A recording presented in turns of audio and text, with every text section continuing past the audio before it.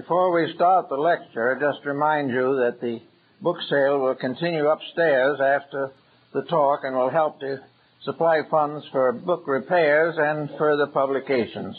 You're all invited to go and look over the selection. We have several rather nice items. The subject of this morning, I think, can best be summarized in the thought given by Plato in the fact that the purpose of philosophy is to build a solid foundation under faith. There is no substance to philosophy except that it be a servant strengthening our convictions of things beyond itself. In the Kabbalah, there are 50 gates. 49 gates can be repassed by mortals, but the 50th gate, which is the final union with reality, is not an intellectual experience. It is something that we have termed faith. Now, faith is not just believing. We have many people who have wonderful beliefs, and in some cases those beliefs constitute faith, but not always. Because faith must have a substance. Faith must have beneath it and around it something by which it is justified. The individual, particularly in these days, is not an easy believer. He will not be able to simply assume a faith, and though he may accept it, and though he may enter a church and be baptized into a sect, this does not constitute faith. Faith is an inward experience of eternal value. The ancients trichotomized the search for truth, dividing it into religion, philosophy, and science. In the modern world, we have eliminated more or less the philosophical factor and have simply coined the two terms, science and religion, to represent the major divisions of human knowledge. This is a mistake. Even the dichotomy is wrong. There are no divisions. As long as one form of learning is separated from another, there will be conflict. As long as there is conflict, there is no perfect faith. Faith must not be divided. We cannot have believers and unbelievers. And the purpose of philosophy is to eliminate the intervals between forms of learning in order that they may all support the one important thing, ultimate faith. Faith in its finest and fullest expression is the complete experience of the awareness of the eternity of the divine plan. Faith is that which makes obvious to all of us the sovereign power that governs all things. Now, this sovereign power has always been there and has been considered for ages, but we have built away from it. We accept its reality, but we seldom involve it in our thinking or in our daily experiences. It is not very frequently that we recognize in the phenomenal world the evidences of the noumenal plan of things, so that actually all forms of knowledge exist only for one purpose: to reveal the essential nature of themselves. And when they do this, they reveal that their eternal nature is one with the divine. In other words, we do not stop in the study of anatomy with the dissection of the body. We do not end art with a fine painting. We do more or less as the Zen masters in Japan did. They remain very quiet and let reality paint through them. They were not artists in their own right. They were agents of an eternal artistic instinct in the universe. Faith is a more or less complete instinct in the universe as far as we can explore it. And yet we seldom consider these things. We get a late bulletin from some scientific institution that proudly announces a new cure for asthma. Well, that is important. There's no question about it. But very seldom does this announcement mean that a real understanding of sickness is available, or that we have achieved the final recognition that every part of diagnosis is actually a fragment of the diagnosis of truth. Every symptom is part of a recognition of a divine plan and a divine purpose. Everything good and bad bears witness to one reality. What we call bad is usually that to which we are not willing to contribute or support. We believe that bad is what we do not want, but may bitterly and deeply need. So we have now to look at faith in the eyes and in the concepts of searching in every known branch of knowledge for the root of itself. And wherever we find the root, we find ourselves in the presence of an infinite wisdom and infinite manifestation. We suddenly realize that the ordinary worker is working under a law that is eternal. The craftsman, the artist, the professional person, all are servants of some aspect of reality. And the many aspects of reality are all rooted in one eternal principle. Therefore, advancement in any form of knowledge is an advancement toward the one reality. Now, this one reality, it can be accepted. Many people accept it. Many people believe in it. But very few people have experienced it.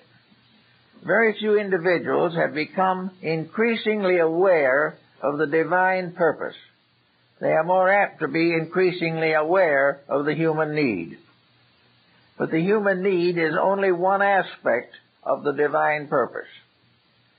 Therefore, Plato was very right in attributing to all forms of learning that they were all servants of truth. And truth itself is a term applied to faith. All of our learning is a kind of sacred learning. Even our most secular institutions are parts of a divine plan. Every building, home, house, office building, station, airport, each one of these is a house of truth. In some mysterious way, it is fulfilling a law. It is revealing through its own structure the skills of human minds, and these minds in turn are rooted in the divine mind. So everything that happens in the world is sacred. Everything that we try to do is inspired by some degree of insight into something greater than ourselves. Yet most persons do not explore these things. They do not consider them. They live merely on the surface of success and failure.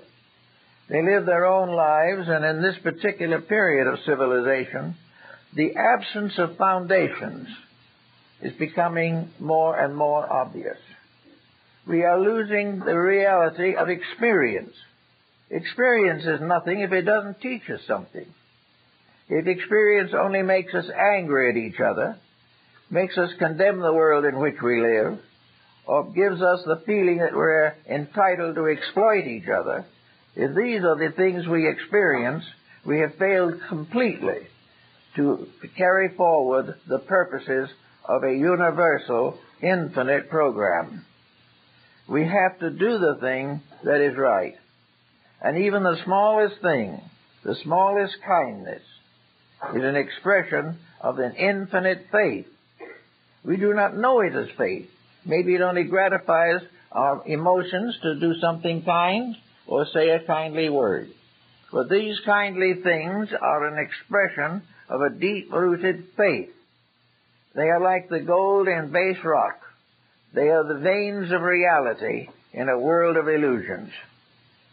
So when we approach the problem of faith, we are much concerned with trying to understand how to increase faith. Well, all forms of knowledge are based upon something. Mathematics is an exact science. Astronomy is an exact science. Medicine is an exact science. All all of these, therefore, to the degree that they are true, should contribute to our experience of faith, but they do not in most cases. We are developing now a form of healing which is largely involved in believing or in faith. But in order to have the strengthening of faith so that it can overcome the limitations of flesh, time, and circumstances, we have to do as Lord Bacon pointed out. We have to use a threefold structure, a triad, another triotomy of values. He called these things tradition, experience, and experimentation. These are the instruments to find out what is true. And that, when found, answers the question, what is faith? Faith is therefore based upon the true experience of everything that happens. It is based upon the infinite variety of opportunities to learn. And we can learn anything from computers up and down. But the purpose of it all in the end is one thing: to build a solid foundation under faith. Faith is the only part of our lives that can sustain us in all of the emergencies of existence. Faith is something so infinitely and eternally present in our computations of things that we have to understand it. Faith not only is a believing, but it is a strength. It is that power within ourselves which, when strengthened, makes us greater than circumstance.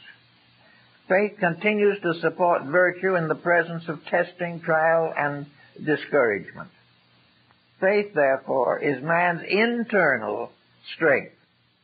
It is to his inner life what success or advantage or wealth may be to his outer life. The individual may be strong in wealth and weak in faith, and his life will be miserable. We abuse things that we do not understand. Abuse arises from ignorance. That ignorance is not necessarily the fact that we cannot read and write. Ignorance is the fact that we have not discovered the truth at the root of life. Then that truth is absolute integrity. And as long as we compromise that, we will doubt the existence of God, and we may even do as some are now doing, believe in the existence of evil. Evil is not really a thing in itself. It is simply a lack. It is an emptiness where there should be a fullness. It is a compromise because principles are not strong enough to dominate the life of the person. So in faith we are constantly working for the inward experience. But the inward experience alone can lead not necessarily to faith, but to fanaticism. It can lead to all kinds of extreme beliefs and doctrines and ideas that have no substance in integrity. Therefore, we have to prove faith. We have to use the instruments by which we can discover the absolute integrity of space and faith. And we do this through history. We do it through all the sciences. We discover the exactitudes of mathematics, and we realize that they are there for something more important than counting bonds and profits.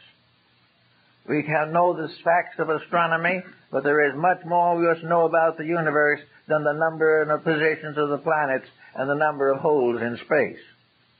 We know definitely that healing is part of this great principle, but we are still struggling with various imperfect methods. And when we have a small discovery, we feel tremendously elated. But all of these things are actually ways by which we can explore the sublime manifestation of existence, which is present in everything. We may talk all we want to and invent all we want to, but we cannot create that which arises in nature or arises in an inward life of things. We can plant the seed and grow the bush, but we cannot finally create the life that is within that seed. We can have all kinds of happiness and all kinds of misery, but behind all of these moods, there is either a strengthening of faith or a weakening of it. Now, Pythagoras and most of the Greeks like to think of the search for faith under such headings as astronomy, mathematics, and music. They chose these because of the exactitudes. But they meant to carry on the thought of the exactitude of existence. Actually, existence is completely lawful.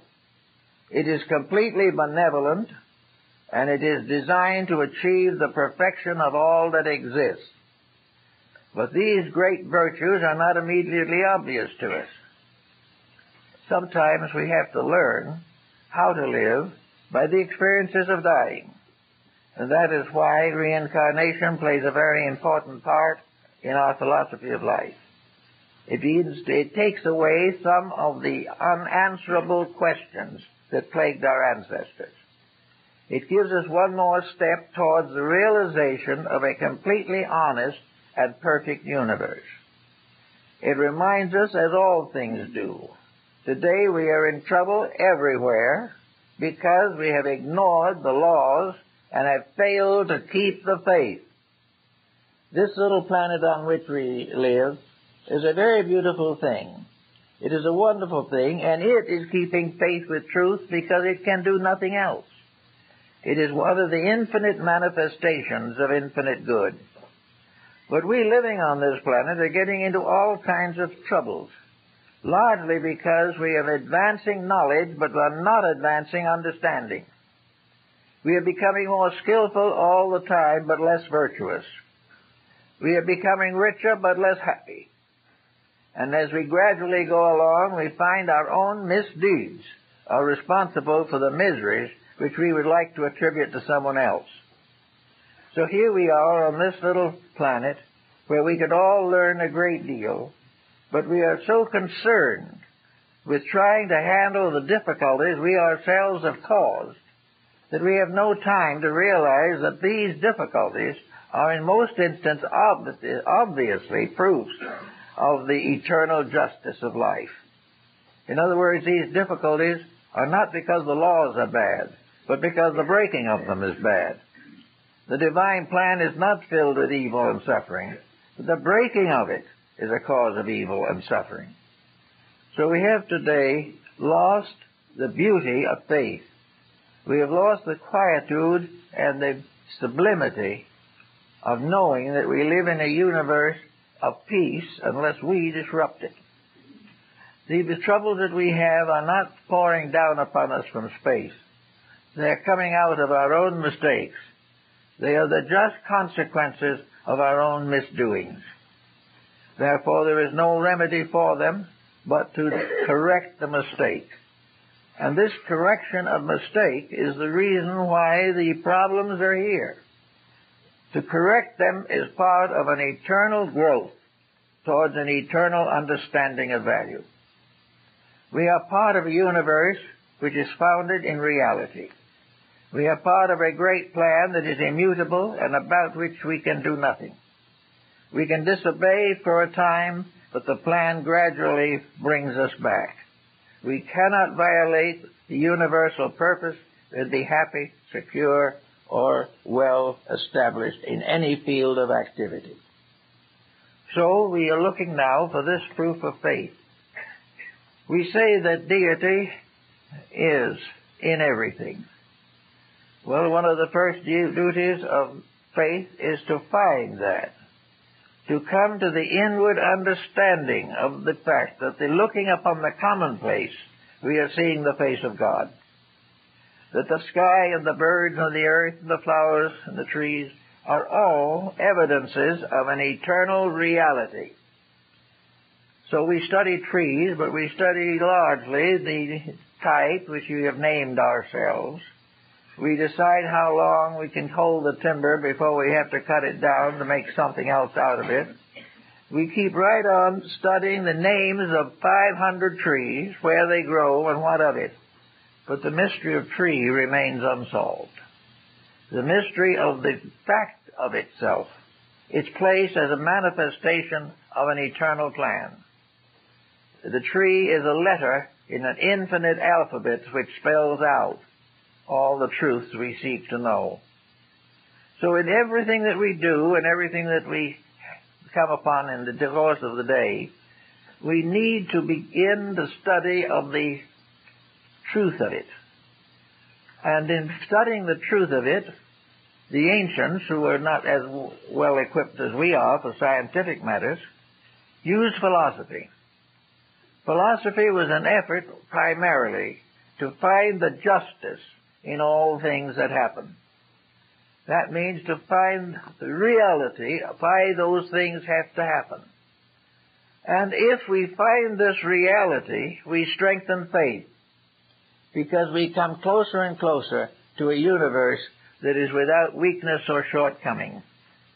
Every time we see the fairness of a thing, we vindicate God. Every time we find unfairness in things, we condemn ourselves. So every form of knowledge, by means of which we come closer to a realization of the magnificence of life, every such form of knowledge strengthens faith. Now, the ancients used philosophy as the instrument and made philosophy the handmaiden of faith. Plato so often and so correctly stated that all knowledge must lead to faith or it is false. Philosophy is not an end. It is a means. It is a road that leads. Science is not an end. It is a means of exploring deeper into the mystery of the divine purpose. Yet in all these fields, this point is overlooked, forgotten, or ignored. One of the reasons why it is ignored is because it interferes with the right of the average person to make mistakes. It makes it difficult, or we cannot find the justice of being wrong. And when we feel like being wrong, we do not want to be criticized for it. So instead of trying to correct the problem by self-improvement, we try to correct the problem by enforcing laws, which in themselves are merely means by which we seek to govern our own mistakes. But reality, as Pythagoras and Plato and Aristotle, all these great philosophers realized, reality is the thing we are seeking. And the reality is best established by the realization that everything is exactly as it ought to be, except in our attitudes in which we have tried to ape the mystical symbolism of the fallen angels. The individual who tries to live contrary to the divine purpose is one of the fallen angels. He is one of those that has divided itself from the realities of existence. Jacob Boehme, the mystic, makes this point very, very clear, that we either belong to the good or we are perverting the good. Either we are doing that which is eternally right, or we are trying to get along by doing things that are temporarily partly right. We do not dare to face the actual problems that lead to faith. Now, faith is a quieting thing. Faith does not go out to convert people. Faith is actually an inner experience, and it comes only to the individual who is able to control his own attitudes sufficiently to enable him to examine himself quietly, peacefully, thoughtfully, and regularly. The actual problem of faith, therefore, calls for common sense. The uneducated person has difficulty in faith because while he may believe, and while he may claim to believe, he has no proof. He has no proof because his only inner believing is in his mind or in his emotions. He must therefore gradually achieve what Bacon refers to as experimentation. He must test his own convictions. He must find various ways of proving from things around him the facts about things inside of him. He must gradually, day by day, year by year, and sometimes life by life, understand the experiences which he inherits with each embodiment. He must always be on the alert to find out something that strengthens his knowledge that the universe is right, and also that the universe will continue to be right and will not be compromised by any action of any living thing. When the individual raises his hands against heaven, It is his hands that fail, not heaven. There must always be the immutable reality. And this is the thing faith seeks to find. And faith is the actual experience or experimentation with knowledge, with realities. The history of philosophy is a history of the unfolding of faith. As long as, however, we consider it the story of schools of thought, and they are irreconcilable and are not possible to unite into one unity. Unless philosophy is one, philosophy fails. Yet we have divided it into schools, trying to assume a competition in the realms of reality. That we can have one religion, and another man has another religion, and therefore there are two religions. This is not true. There's possibly only one religion, and neither of them has it. And if there is one that has it, and they are equal, the other has it also. And the moment they both have it, they shake hands. While they do not have it, they kill each other. This is what we have in religion. It is a struggle for survival and supremacy on a level of spiritual ignorance. It is something that we are not willing to understand in its fullness. Every time we cut down a tree, every time we exhaust a resource of petroleum, every time we find a merger in which vast conglomerates come into existence, we are in the presence of danger, a presence of error. We are going against nature's edict that we do not own anything, not even our own souls. All things belong to one, the supreme power, which has the right to manifest through every creature, but it can never be stopped by any effort of the human being to prevent the free flow of enlightenment. Actually, therefore, all of these divisions are subject to modification, according to Bacon, in his Novum Organum. It's necessary for us to discover, to our utter astonishment, and perhaps dismay, that mathematics and painting and the sonata in music are all one thing. They are the same truth expressing in different ways. And unless they are the truth, then no progress is made because of them. The moment an artist believes himself to be a great genius, his art fails. When the artist himself prayerfully hopes to establish from within himself something of the beauty and wonder of life, then he is an artist. He is a great artist. And if he is a great artist, there is no conflict between himself and any other artist. There is no conflict in language. Words and language give us a very bad time because we mistake words for meanings. And when someone says Allah, we do not believe it is God. We believe it's some heathen divinity. But there is no real heathen in the world except the individual who claims to know and doesn't. The individual who has not found the unity of God is the heathen, not the individual who has discovered and united the various sects of life. Now, nature permits sectarianism for a time, but it shows us inevitably, step by step, how it fails.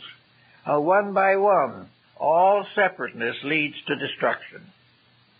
When we realize that, we are not sorry. We are happy. When we come to this kind of happiness, we begin to understand God. And when we understand God, we have faith. But as long as we believe in the things that cause misery, any term of faith is purely intellectual or emotional. It is not grounded in the personal experience of truth. And this personal experience is the thing that counts. Therefore, we have the problem of trying to find how to support faith. We could start in the kindergarten, or certainly the first grade in school, because faith is involved deeply with reading, writing, and arithmetic. And today all three of these have a tendency to be neglected. We do not believe much more in learning how to read and write because we expect to turn it all over to a computer. We expect to take it all from a TV screen. and you see the condition the television is in.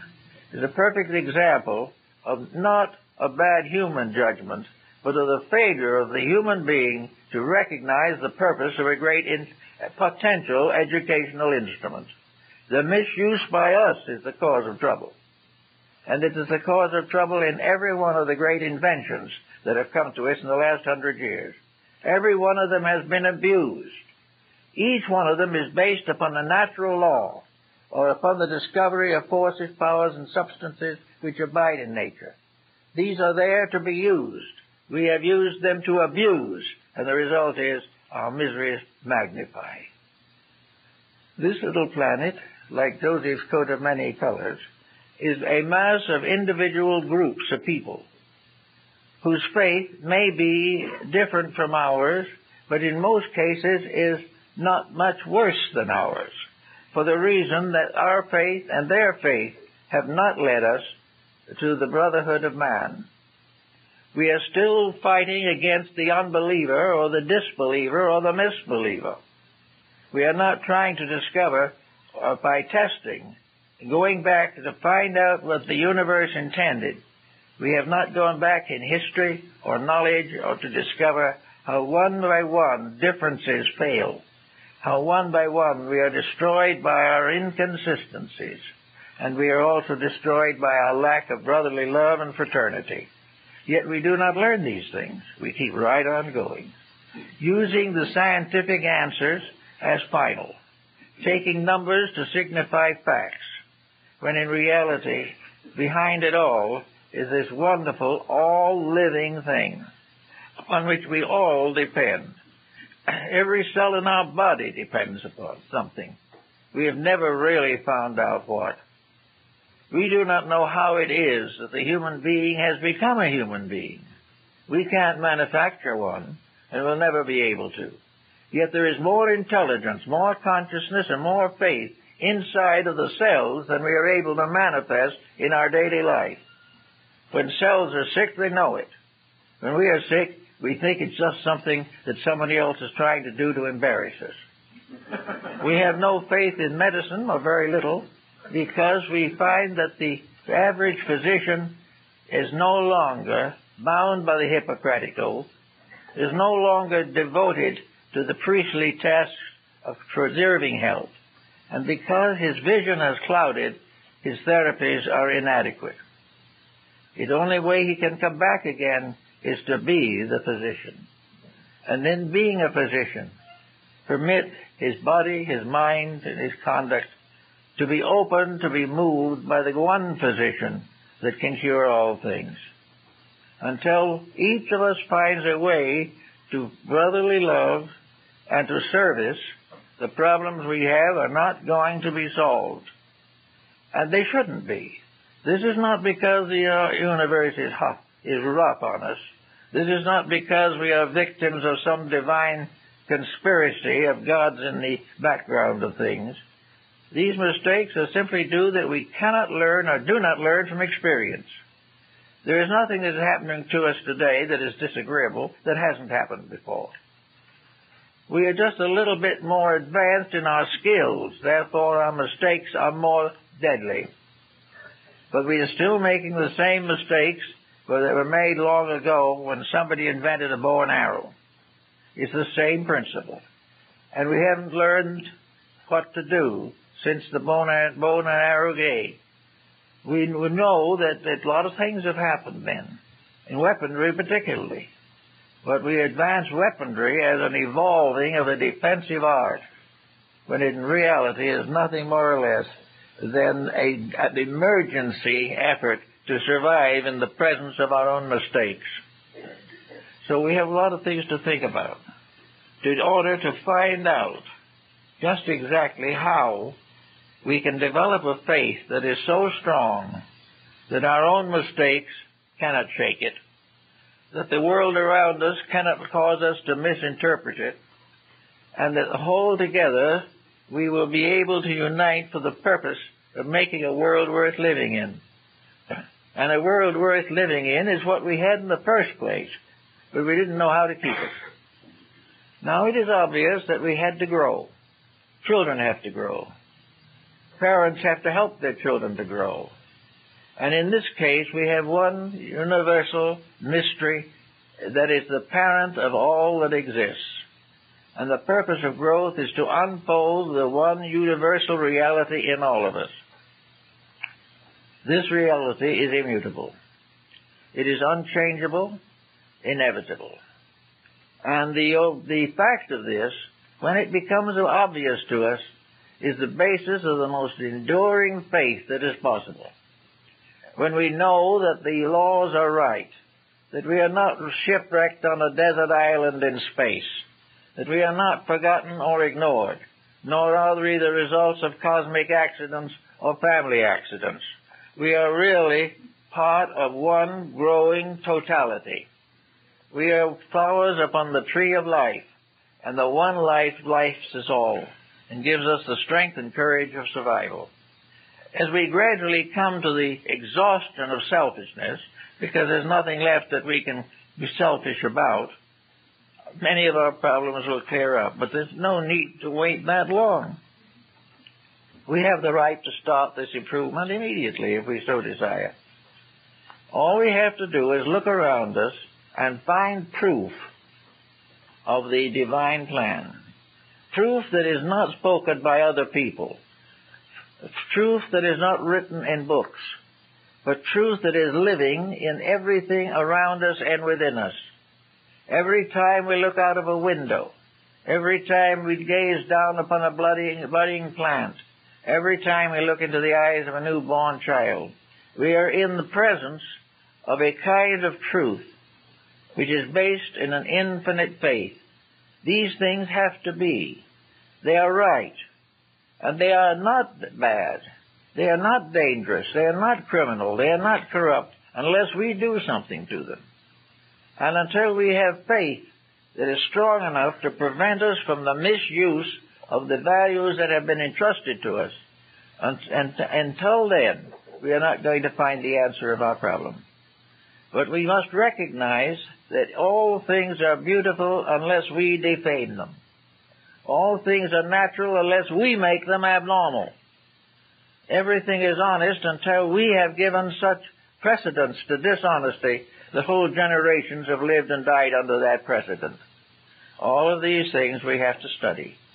And out of it all comes finally what Plato had, a very gentle quietude, a recognition that it is perfectly possible for the individual and for vast groups of human beings to grow into peace, to leave behind forever the discords which now appear to be getting worse every day. The time is very much here now, and I think within the next few years we're going to see it vastly intensified. We are going to recognize for the first time that we have outgrown an environment in which we can make mistakes and survive. We are gradually coming to the realization that something is happening to the world. And this thing that is happening is due to us. This thing that is happening was not part of nature's plan originally, but it was part of an education which was the only way to convert human minds and dedicate them to divine purposes. We are finding more and more that we cannot survive by our present methods. We cannot find proper places to put poison or material. We cannot take care of our own refuse. We cannot continue to work with the various natural resources which we have bitterly wasted. We cannot continue to create congestion that pollutes the atmosphere. We cannot continue to live under corruptions, under narcotics, and under these things which have nothing to do with nature's way, but have obscured nature in a false manner. The individual on narcotics, for a minute, feels as though he rules the world. Then comes the great collapse. Today, nations believe that they rule the world. They, too, are coming to the great collapse. The individual believes he's right in everything and supports it with a couple of highballs. That wears off, and he suddenly discovers he's a sick person. All these things are evidences, coming more and more, that we can no longer endure our own mistakes. We can no longer live with a world in which everyone is doing things poorly. We cannot live in a world in which progress means to conquer somebody else, or in a world in which wealth means to take everything away from one group and bestow it upon another. Wealth in itself is an illusion. Study wealth. Study down through the history of wealth, and you'll come in the end to the love of God. You will find that all these things prove ultimately that deity is not in favor of wealth, that these things are man's misjudgments. If you want to find power, you will find power leading inevitably to the grave. Every false value we have is defeated by death, yet we have not learned how to live. We haven't realized that by living a little differently, we could face the future with a good hope. But we do not have these ideas. Everything now is locked within wealth, power, fame, prosperity, and the power to exploit each other. So, these things look as though maybe that God doesn't like us. Maybe it means that faith was false. Faith wasn't false, but we put ourselves in a position of believing in something that was not true. And we have no strength for that belief. We have no proof whatsoever that a highly industrialized civilization has a better chance of survival. We have none of these things. We know that we are moving inevitably toward bankruptcy, as just as the narcotics addict knows that he is shortening his life, and then maybe for a few moments' exaltation, he will pay with a suffering and death. This is our present pattern of things. This is the winter of our discontent. And it's coming in on us all the time.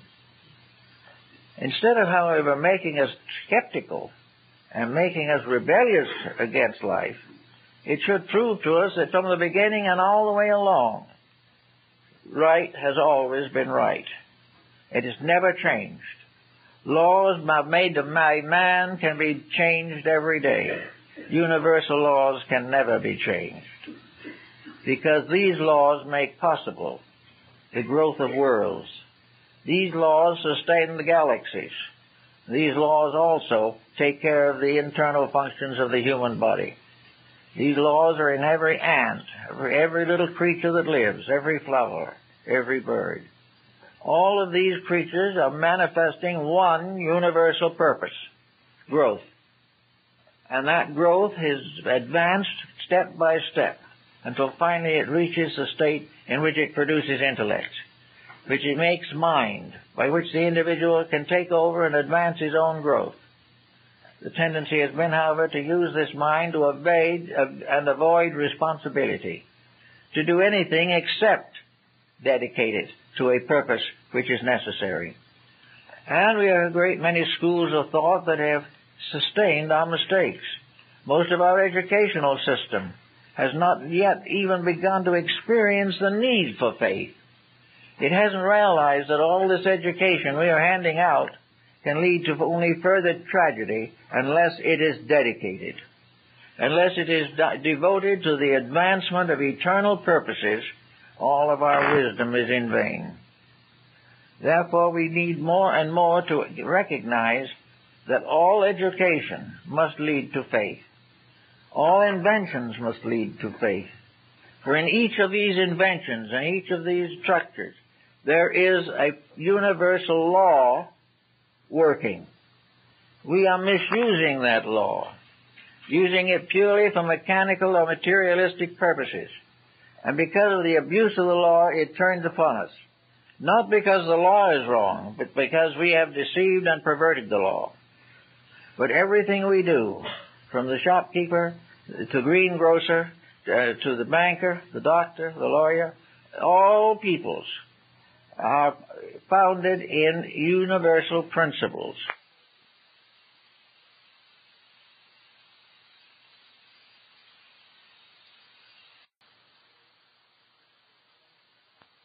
Based upon universal integrities. And as the individuals are no longer trained in these integrities, we have the problems we have today. I remember many years ago a great stew that was raised against the Asclepian oath in connection with medicine. No one wanted to swear that they would use healing primarily for the common good. There was a little element of profit in it somewhere that had to be emphasized, and the code had to be rewritten to allow it. Well, it doesn't make any difference how we rewrite anything. The infinite plan goes on. The Asclepiads of old were priests of the temple. They were a family descended from the gods. They had their own ideals, their own dreams, and their own purposes. And they served as a priesthood the needs of the sick. It was in Rome that medicine was secularized for the first time, and within 5 years a whole group of laws had to be enacted to prevent malpractice. Up to that time, no such laws were necessary. Where there's no profit, there's not much malpractice. But we have forgotten that the glory of health, the glory of helping those who are in need, is part of a basic religion. And without this basic religion tempering all our conduct, we will always have mistakes and misfortunes to labor from. So we have to think very definitely that the miseries we're in right now are the strongest inducements to the attainment of faith that anything could happen to us. Now is the time when the need for faith means that we have to have something to live for besides the privilege of exploiting each other.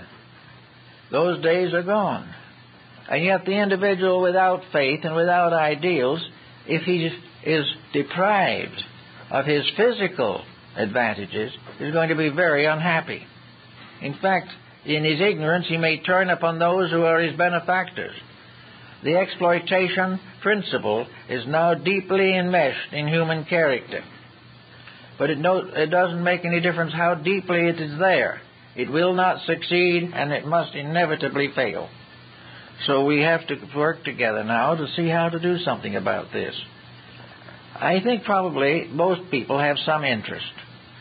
Maybe one individual likes to paint and another one likes to go out and wander in the woods. Someone likes to sit quietly and read, and a few, unfortunately, enjoy murder on television. But the actual fact of the matter is we've got to start with what assets we have. And our assets are our needs and the gradual realization of those needs. We have to build upon whatever talent is available. If you're a musician, that is your talent. If you're a poet, that is your talent. A photographer, the same. Now this talent must tell something to you. The talent is not simply that you can make a picture that can sell or write a piece of music that can be sold. All these things bear witness to one point, that there is a creativity within yourself. And that this creativity within yourself can be unfolded, enriched, until it becomes the scientific foundation for your faith.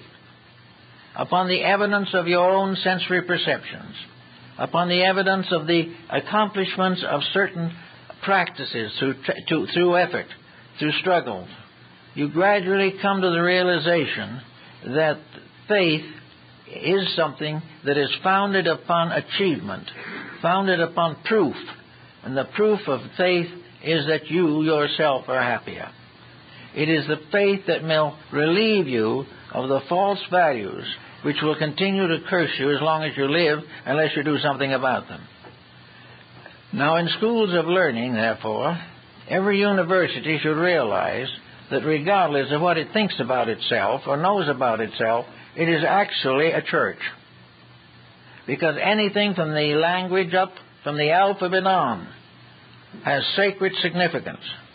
Every art and science that is given carries with it moral responsibilities. And if these are not accepted and assumed, if these are not recognized and taught, the education will produce a group of highly schooled rascals whom we'll have to live with in spite of our miseries. It is necessary, therefore, that the university, not necessary that it builds a chapel on the college grounds. That was one of the problems that faced University of Chicago. Nearly every rich individual who died with a bad conscience wanted to donate another chapel to the university grounds until they had all the chapels they wanted. But what one of the professors told me, what they were looking for was nuclear equipment. They were right in the first place. The actual fact of the matter is that every school, from the kindergarten on, has to be part of bringing the individual to the maturity necessary to enable him to prove so conclusively the integrities of life that he loses all interest in breaking them down. He knows before he starts that there is nothing but misery. He pretty well knows that today. But he hasn't changed his own inner life. He always thinks of himself as the one dishonest person who is going to survive. Even if he survives, it means nothing, because nothing that he has done is significant to himself or anyone else. The poor standard of homes, all the different difficulties that are coming out socially are the result of misuse of values. They're the perversion of things by nature right and good. They're the exploitation or commercializing of things which were intended for common use. So the school has to have it. There's no need for a theological education. There is no need of combating or the idea of converting individuals to one sect or another. These are all more or less superstitions. Sectarianism is a form of error, if it is held that way. But an individual who has outgrown it knows why it exists, and therefore does not attempt to abuse anyone because of his origin or his beliefs. But we are working toward something that we have to find, and that is somewhere every scientist is looking for facts. Facts are the physical shadows of truths. Now we are not only satisfied with that, but in the days ahead, we must gradually ascend from facts to realities. And finally, from realities we come into the presence of that all-powerful, inevitable reality, which we approach with faith. We know that that reality cannot fail. We know that that reality is absolutely just. We know that all of our mistakes are the mistakes of children. When we correct the mistakes, we will be promptly forgiven. What we must make some move towards reconciling personal conduct with that which is universal morality. We can't keep on breaking every rule and expecting the next administration to take care of it. There is no political system in the world that really can convert an individual who is dedicated to self-centeredness and selfishness. He will get into power, and he and the world suffer together. So we need to begin in the schools. We need the children to do what they did for a number of years in Japan in all the schools. I think they probably are becoming so industrialized now, they probably will forget it also. But the grammar school grading 30 years ago was, for the school, ethics, reading, writing, and arithmetic. Ethics first. In the high school, it was ethics first. In the universities, it was ethics first. And we should need a little of it over here. We should have ethics as part of education. We should have the right to be right manifested, supported, and rewarded. We should have the knowledge before we get into higher education that all education is dedication. And that without dedication, education is meaningless. The individual who gets educated only to work for a few years till he can retire on a pension, this is part of a cycle of death that leads nowhere. Yet each of us has within himself or herself the power to think through things, to rise above temporality, to accomplish that which is necessary. But for some reason we are in a state of inertia. Maybe it is a problem of stress, but we were the ones that created the stress. It was not something that was wished upon us by heaven. There is nothing here that we have created that is a trouble to us that was not created by a power within ourselves which was given to us to do things well. We have disused the faculties and skills that we have. We have advanced the skills but not the dedications. We know more about things than we ever did before, and less about that one thing which we have vacantly and abstractly called truth. So we have this problem now all the time, that we've got to find something firm enough that it can act as a foundation for further growth. We've got to have something we can fall back on, something that can come out and help when everything else fails, something that is stronger than any uncertainty, more enduring than any problem, and more rewarding than any temporal activity. We've got to build faith in reality, faith in truth. We've got to learn to know that if we keep the faith will keep us. When we break faith with faith, we are in great trouble. So today we have many religious groups that are working in these directions, working for new ways of overcoming or transmuting the mistakes that have brought with them the tragedies of recent years. We are trying now to build into civilization principles that will endure. And yet the majority of humanity is simply unaware of these principles, or unaware that they are necessary. To most people, any frustration of their right to be selfish is a disaster, and they will defend their own mistakes to the bitter end, and if necessary will perform all kinds of evil and commit many crimes in order not to correct their own mistake. This will not function very much longer. We have told that the atmosphere is dangerously polluted. We are warned of volcanic disorders of one kind or another. We are warned of economic and disasters, of health disasters, of the exhaustion of natural resources. We are warned that within 100 years our population will be too great to endure on a little planet like this under the rules that now prevail. So population growth itself must result in a change of rules. No matter how we view the future, we are in trouble. We have wasted a large part of our birthright. We have destroyed the very source of our own securities. So we have to try to rebuild. But we will not rebuild unless we have some faith in something more important than the mistakes we are making. We must build for a future because we believe in a future. We must save our various values and our natural abilities because we believe that they are important. We must do everything that we can to conserve resources, even though we might like to spend it all today.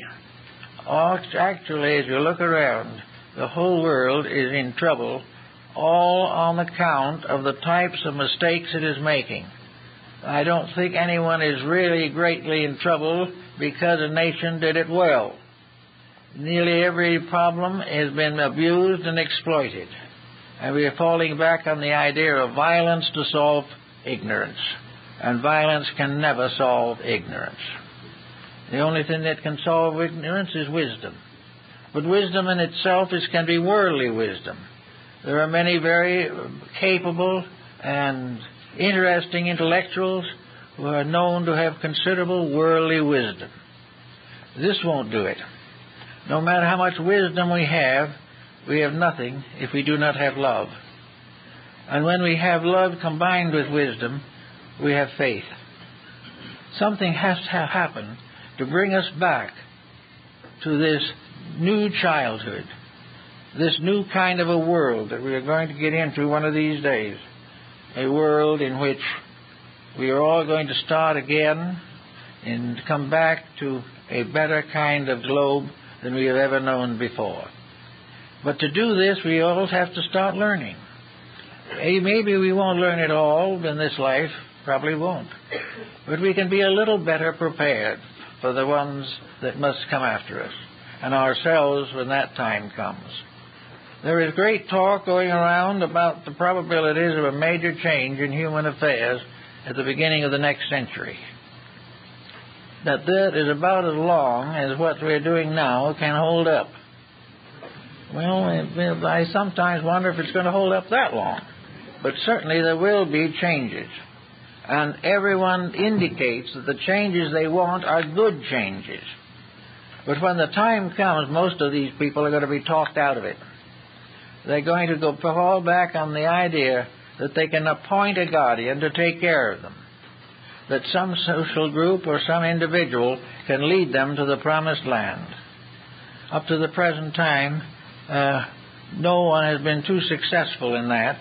Even Moses was not permitted to go into the promised land himself. He showed the way, but he could not go in.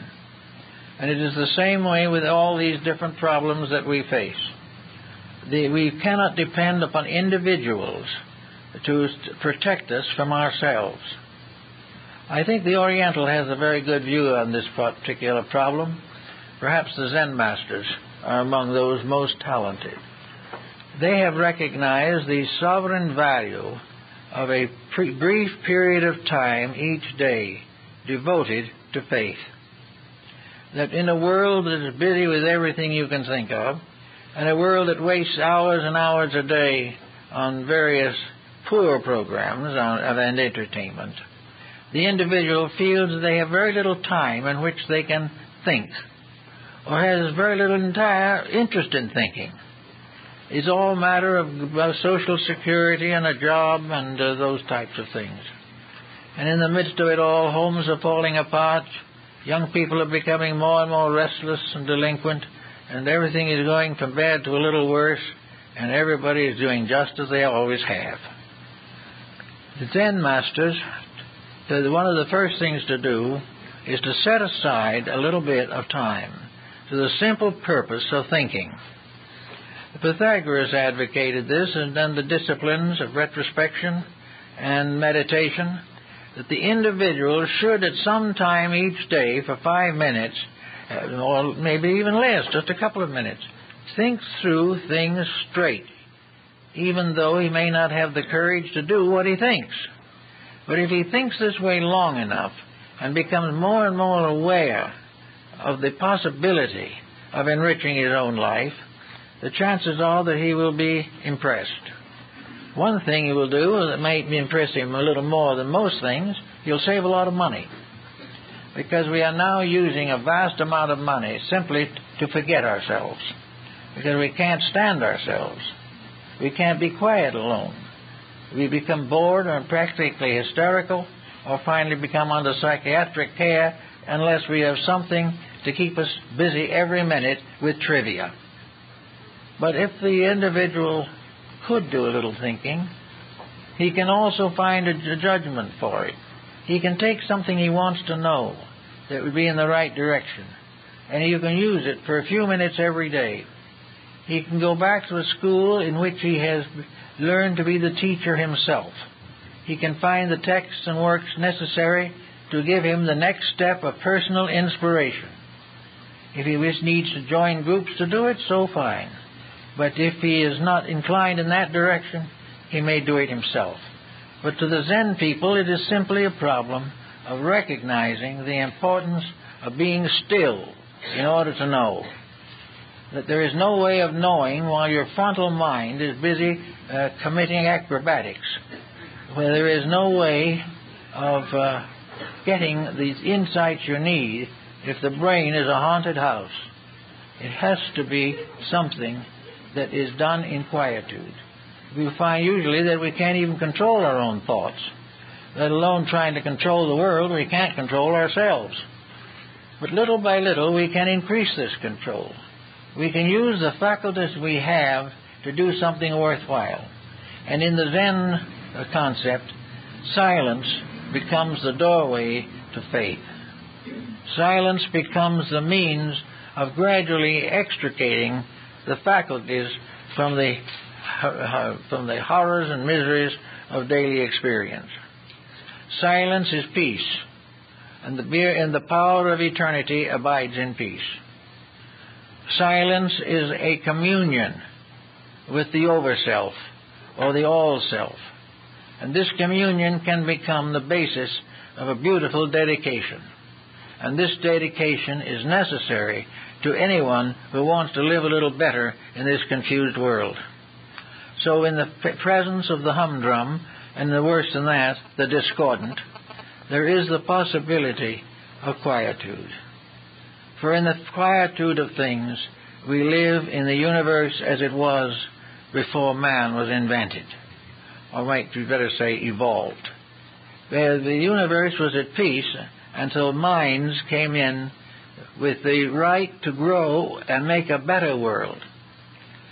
The civilizations we know were laboratory experiments in the unfoldment of the potentials of human consciousness. They were ways in which we could show how much we knew. Instead of that, we have gradually become expert in showing how much we do not know through the constant mistakes that we make and have not the common sense or even decency to correct them. So nature has given us a very simple curriculum on how to do it. We can all do it. Every school of religion and important philosophy in the world has had its meditational life. It had its quietudes, had its efforts to search into the mysteries of first cause, had the infinite desire to find out the reason for existence. It has been assumed that that quest is vain. They will tell us that it can't be done, that there is no way of knowing. This is true if we try to use the outward methods. But internally, there is always a road open. There is never a moment when the path inward cannot be found if we want it badly enough. The great problem is that we have not really sought for it. What we want to do is to go inward and at the same time be as prosperous as possible on the outside. And the combination of conflicts, the search for realities, and a code of life that cherishes unreality, the desire to be better but not give up anything about being worse. Always we're trying to dichotomize these things so that we can carry water on both shoulders. We can pray for benefits and at the same time abuse all of the laws and purposes of life. It becomes obvious that this isn't possible. And now we're beginning to see it. And for a long time, there wasn't much we could do about it if we did see it. The world was in slavery to very false systems that had endured for long periods of time and which had to go. But now the average person has the right to build something better. Our own country was created by men and women of vision who wanted to give this world a better place to live in. We have gradually mistaken the meanings of things. We have lost our true dedication to the integrities of our own systems of life. We must find them again and outgrow them and go on to something better. We cannot get rid of them, though, without outgrowing them. All progress is an upgrowing. There is not one step that is taken, which we call progress, that isn't merited by consciousness and conduct. These must work together to accomplish the purpose. And therefore, in our search for faith, we must earn it. We must need it, we must desire it. We must dedicate to it. And in doing it, we can do it very simply to start with. Just gradually become aware that there is a universe, that we are citizens of it, that we will always be citizens of it, unless we put ourselves in exile by our own mistakes. And no matter how bad the exile is, we will always return. The first step towards the correction of our own weaknesses is the first step towards union and joining in with universal realities. Faith is the only instrument we have. We have to make it strong. We have to do all that we can to strengthen its contribution. We must build into it every truth discovered by science, every bit of wisdom gathered by philosophers, all of the beauty given us by art, all the truths revealed through science. All of them are parts of the same faith. It is where we have taken the faith out of them that we have failed. We have assumed that we could unite the bodies without uniting the soul. We have believed that these arts and sciences are separate beings. They're not. They're merely the manifestations of one eternal principle. All of these things, every artist draws nothing but that which is within himself. And if his drawings are rather strange, it's because he's rather strange. But in all matters, the inner life is the key. So we have to begin to work on this idea that nothing will live without faith. No merchant can succeed without faith.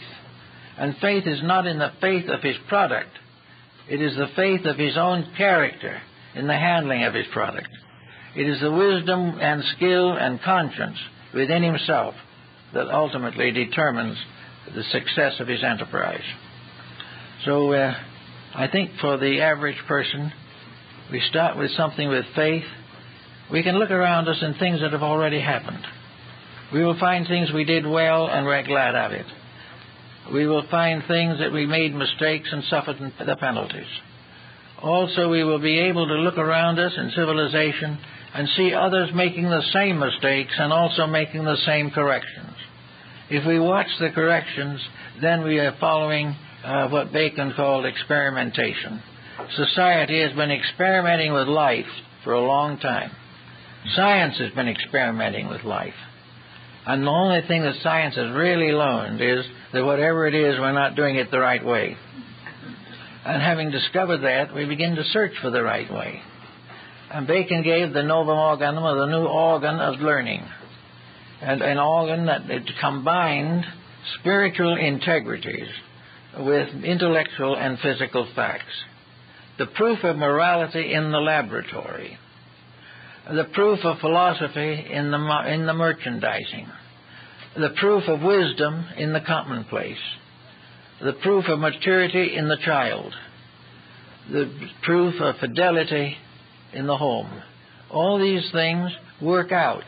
And wherever the rules are broken, something is lost. And ultimately, one who breaks the rules must pay. So what faith is established on the realization that we live in an absolutely honest universe, and that there's nothing we can do about that except be honest ourselves or suffer. We are in a universe that has purpose. We don't know what our purpose is most of the time. We are in a universe that has a future and knows where it's going. We don't. But we can gradually develop a sufficient structure of facts available to us so that we can begin to trust a future, because we know the principles and laws governing action, and we have discovered some of their workings. It is perfectly possible for us to gradually and in reasonable time make the changes in ourselves. These changes may not all happen at once, and we may go out of this embodiment with these changes only partly made, but that isn't important.